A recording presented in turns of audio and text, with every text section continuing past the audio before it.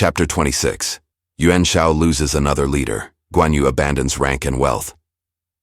As the last chapter closed, Liu Bei had been condemned to die. Liu Bei spoke up, however, and said, "Pray hear one word, illustrious sir, before you decide. I have lost sight of my brother since my misfortune at Chuzhou, and know not whether Guan Yu be dead or alive. There are many men in the world who resemble him. Is every red-faced man with a beard named Guan Yu?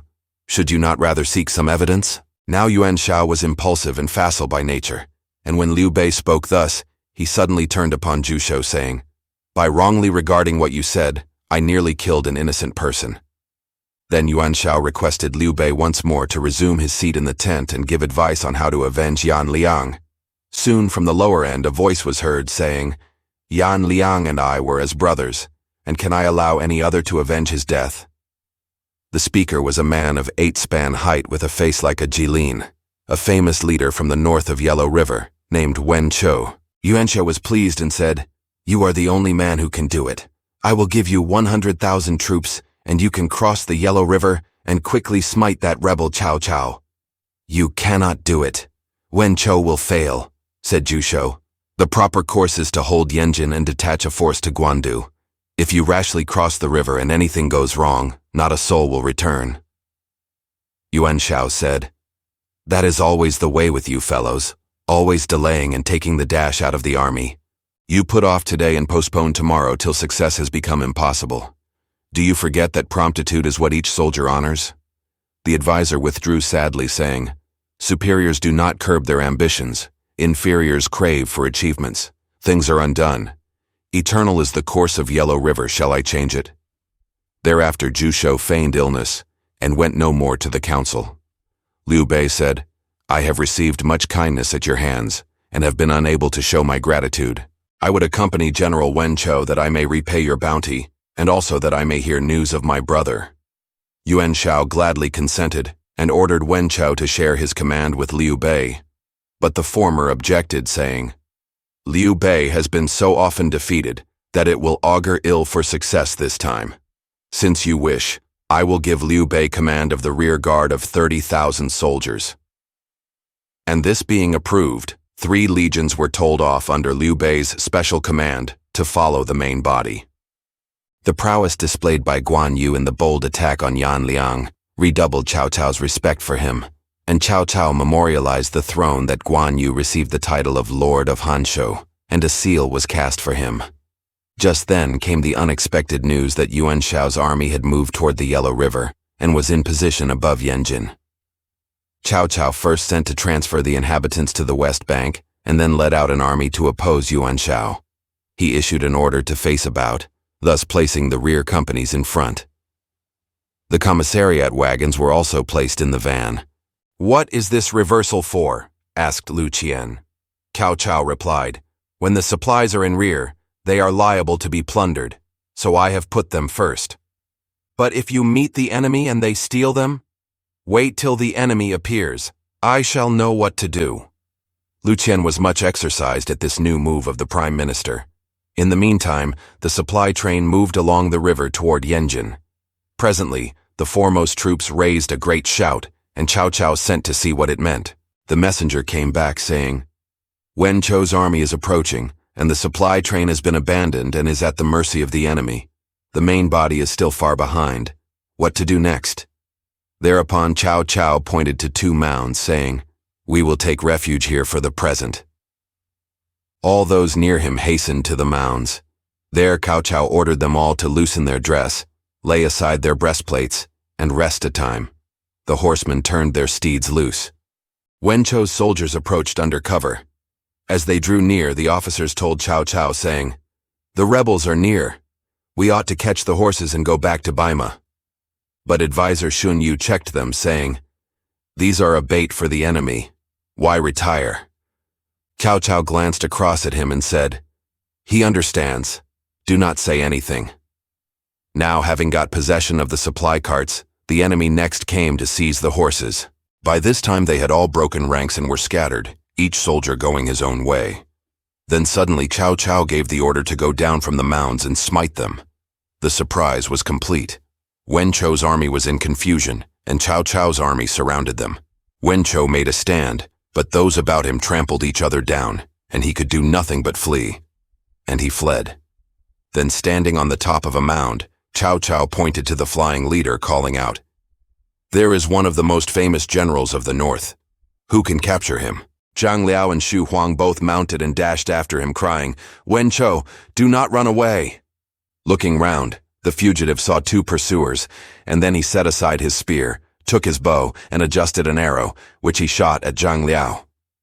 "Cease shooting, you rebel!" shouted Xu Huang. Zhang Liao ducked his head, and the shaft went harmlessly by, save that it carried away the tassel of his cap. He only pressed harder in pursuit. The next arrow, however, struck his horse in the head, and the animal stumbled and fell, throwing its rider to the earth. Then Wen Chou turned to come back. Xu Huang, whirling his battle axe, stood in his way to stop Wen Chou. But Xu Huang saw behind Wen Chou several more horsemen coming to help, and as they would have been too many for him, he fled. Wen Chou pursued along the river bank. Suddenly he saw coming toward him with banners fluttering in the breeze a small party of horse, and the leader carried a great sword. "Stop!" cried Guan Yu, for it was he, and he attacked at once. At the third bout, Wen Chou's heart failed him, and he wheeled and fled following the windings of the river. But Guan Yu's steed was fast and soon caught up. One blow, and the hapless Wen Chou fell. When Cao Cao saw from the mound that the leader of the enemy had fallen, he gave the signal for a general onset, and half of the northern army were drowned in the river. And the carts with supplies and all the horses were quickly recovered. Now Guan Yu, at the head of a few horsemen, was thrusting here and striking there at the moment when Liu Bei, with the 30,000 reserve troops, appeared on the battlefield on the other bank of the river. At once, they told him that the red-faced, long-bearded warrior was there and had slain Wen Chou. Liu Bei hastily pressed forward to try to get a look at the warrior. He saw across the river a body of horse, and the banners bore the words, "Guan Yu, Lord of Hanshu." "Then it is my brother, and he is really with Cao Cao," said Liu Bei, secretly thanking God that Guan Yu was safe. Liu Bei made an attempt to wait about till he could call to Guan Yu, but a great mass of Cao Cao's soldiers came rushing down, and he was forced to retire. Yuan Shao, bringing reinforcements, reached Guandu and built a stockade. Two advisors, Guo Tu and Shen Pei, went in to see him and said, "Again that fellow Guan Yu has been in the battle. He killed Wen Chou. Liu Bei pretends ignorance of him." Their master was angry and railed at Liu Bei. "The long-cared rebel, how dare he do such a thing?" Soon Liu Bei appeared. Again Yuan Shao ordered him out to instant execution. "What crime have I committed?" asked Liu Bei. "You sent your brother to slay one of my generals. Is that no crime?" "Pray let me explain before I die. Cao Cao hated me and has always done so. Now he has found out where I am, and fearing that I may help you, has got my brother to destroy your two generals, feeling sure that when you heard of it, you would be angry and put me to death. You cannot fail to see this."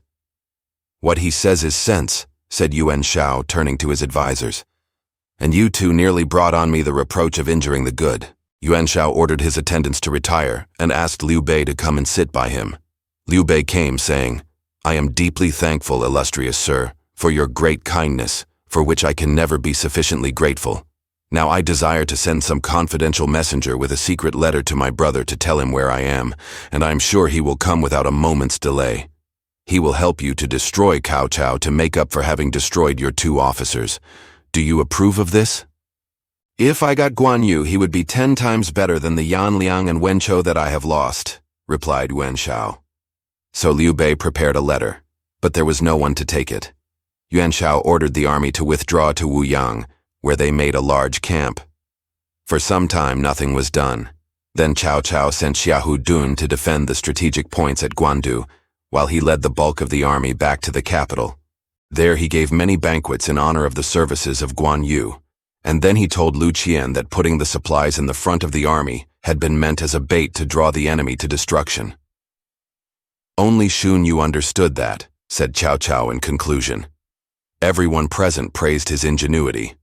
Even while the banquet was proceeding, there arrived news of a rising of Yellow Scarves rebels at Runan led by Liu Pi and Gong Du. They were very strong, and Cao Hong had been defeated in several engagements. Now he begged for help. Guan Yu, hearing this, said, "I should like to have the opportunity of performing some service by destroying these rebels. You have already rendered noble services for which you have not been properly requited.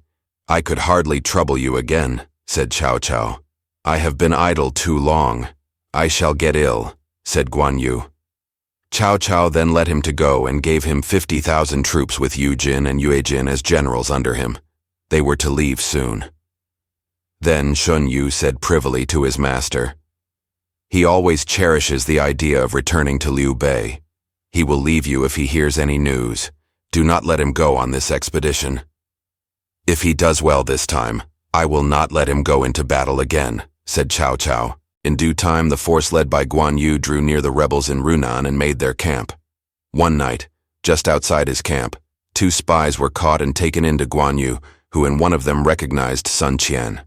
The attendants being dismissed, Guan Yu questioned Sun Quan.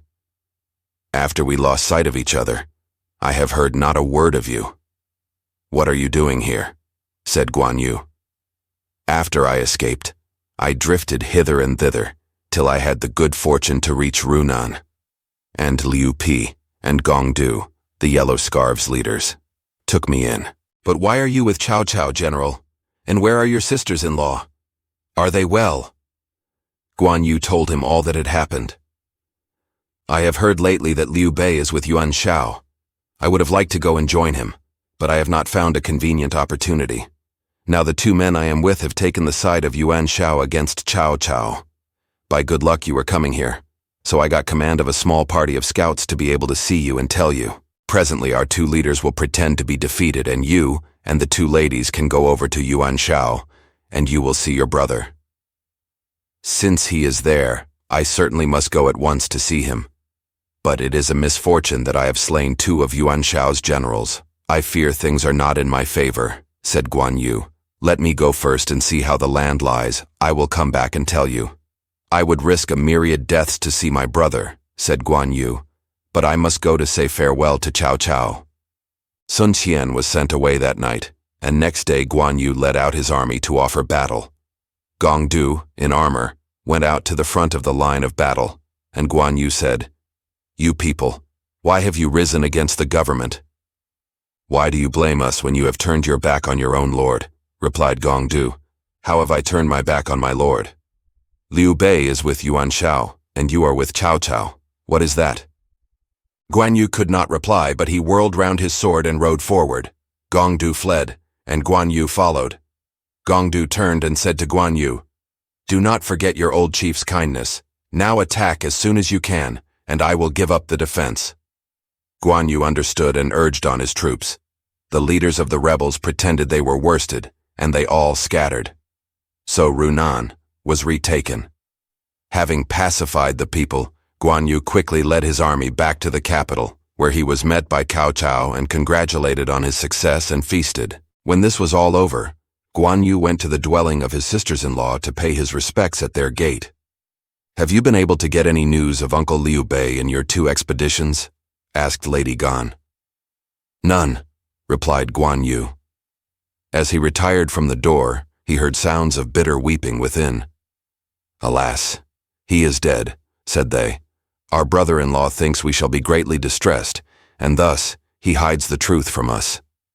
One of the old soldiers who acted as guard, hearing the sounds of perpetual grief, took pity on them and said, "Do not weep, ladies. Your lord is with Yuan Shao in the north of Yellow River." "How do you know that?" said they. "I went out with General Guan Yu, and one of the soldiers told me." The 2 ladies summoned Guan Yu and reproached him, saying, "Uncle Liu Bei never betrayed you, and yet you remain here enjoying the bounty of Cao Cao and forgetting the old times, and you tell us falsehoods." Guan Yu bowed his head, saying, "My brother really is in the north of Yellow River, but I dared not tell you, lest it should become known. Something must be done, but done carefully, and it needs time."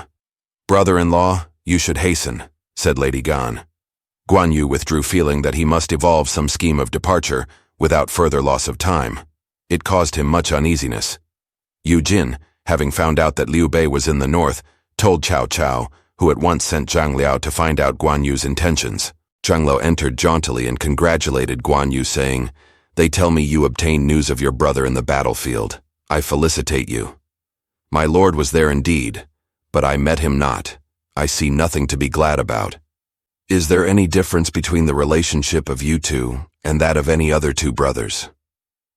Guan Yu replied, "You and I stand in the relationship of friends. Liu Bei and I are friends and brothers beside, and prince and minister in addition to both. Our relationship cannot be discussed in usual terms." "Well, now that you know where your brother is, are you going to him?" "How can I go back on what I said before? I am sure you will explain fully to the Prime Minister." Zhang Liao went back and told his master, who said, "I must find a way to keep him here." While Guan Yu was pondering over his difficulties, they told him that a friend had come to inquire for him. The visitor was introduced, but Guan Yu did not recognize him. "Who are you?" asked Guan Yu. "I am Chen Zhen of Nanyang, in the service of Yuan Shao." In great perturbation, Guan Yu sent away the attendants, and they being gone said, "There is some special reason for your visit." For reply, Chen Zhen drew out a letter and handed it to his host, who recognized that it was from his brother, Liu Bei. The letter read, "I, the writer, and you, sir, pledged ourselves in the peach garden to die together. Why then are we apart and yet alive, our kindly feelings destroyed, our sense of right outraged? If you desire to obtain fame and acquire riches and honor, I will offer my head without hesitation, so that your achievement is fulfilled. More might be said, but I await your commands with great anxiety." Guan Yu finished the letter with a bitter cry. "I always wanted to find my brother, but I did not know where he was. How can he think such evil of me?" said he. "Liu Bei looks for you very eagerly. If you are still bound by the old pledge, you should go quickly," said Chen Zhen. "Anyone born into the world without the essential virtue of sincerity is no true human. I came here openly and can go in no other way. Now will I write a letter which I will ask you to bear to my brother, that as soon as I can take leave of Cao Cao, I will bring the ladies and come to him." "But what if Cao Cao refused to let you go?" said Chen Zhen. "Then would I rather die. I will not remain here." "Then, sir, quickly write your letter and relieve your brother from his anxiety." So Guan Yu wrote like this: "I, the humble one, know full well that a human of principle does not betray, and a human of loyalty despises death. I have been a student in my youth, and know somewhat of the proprieties. I sigh and weep at the memory of the fraternal affection that made Yang Juai and Zhou Botao die rather than separate. I was in charge of Xiapi, but the place lacked provision, and there was no help. I would have fought to the death, but there was on my shoulders the responsibility for my sisters-in-law. Wherefore I had to take care of my body lest I betrayed your trust, and so I made a prisoner of myself, hoping to find a way of release. I heard of you lately in Runan. I must, however, bid farewell to Cao Cao and bring the ladies with me when I come. May I perish victim to the superhuman powers if I have harbored any traitorous thought. Ink and paper are poor substitutes for what I would say, but I look to see you soon." Chen Zhen left with this missive, and Guan Yu went to tell the women. Then he proceeded to the Prime Minister's palace to say farewell. But Cao Cao knew what he was coming for, and at the gate Guan Yu found the board intimating that no one could be received, so he had to return. However, he bade his own few soldiers prepare to start at any moment. He also gave orders that everything received from Cao Cao was to be left in the quarters. Nothing was to be taken. Next day he again proceeded to the palace to say farewell to his patron, but again found the board hanging there to show there was no admission. So it was several times. He could never enter. Then he went to see Zhang Liao, but Zhang Liao was indisposed. "This means Cao Cao will not let me go," thought Guan Yu, "but I am going, and I shall hesitate no longer." So he wrote this letter. "As a young man I entered the service of the imperial uncle and pledged myself to share his fortunes. Heaven and earth witness this oath. When I lost the city, I made 3 requests which you granted. Now I hear my brother is with Yuan Shao, and I, remembering our pledge, cannot but go to him. Though your bounty is great, I forget not the bond of the past. Wherefore I write this letter of farewell, trusting that when you have read it, You will be content for me to postpone to another season the proof of my gratitude." Guan Yu sealed and sent it to the palace. Then he deposited in the treasury of his dwelling all the gold and silver he had received, hung his seal of lordship of Hanshou in the middle of the reception hall, and left, taking his sisters-in-law with him in a carriage. He rode Red Hare and carried the green dragon saber in his hand. With a small escort of guards, those formerly under his command, he left the city by the north gate. The wardens would have stopped him, but Guan Yu frightened them with a fierce shout. Having got out, he told the escort to go in front with the carriage while he would remain behind to guard against pursuit. So they pushed the carriage toward the high road. In the city, Guan Yu's letter reached the Prime Minister while he was consulting about what to do. He read it and exclaimed, "So he has left." Then the warden of the gate came to report that Guan Yu had forced his way out and was gone with a carriage, a horse, and a score of guards. Next came the servants from his house to report that he had left, taking nothing of the treasure, nor any one of the waiting maids. Everything was left in the house. Even his seal was there. His only escort were the few soldiers of his original force. Suddenly from the assembly of officers rose a voice saying, "With 3,000 of mailed horse I will bring him back alive." Their eyes turned to the speaker, who was General Kai Yang. What came of this offer to pursue will be seen in the next chapter. Thanks for watching. Please like the video and subscribe to the channel for more excellent content.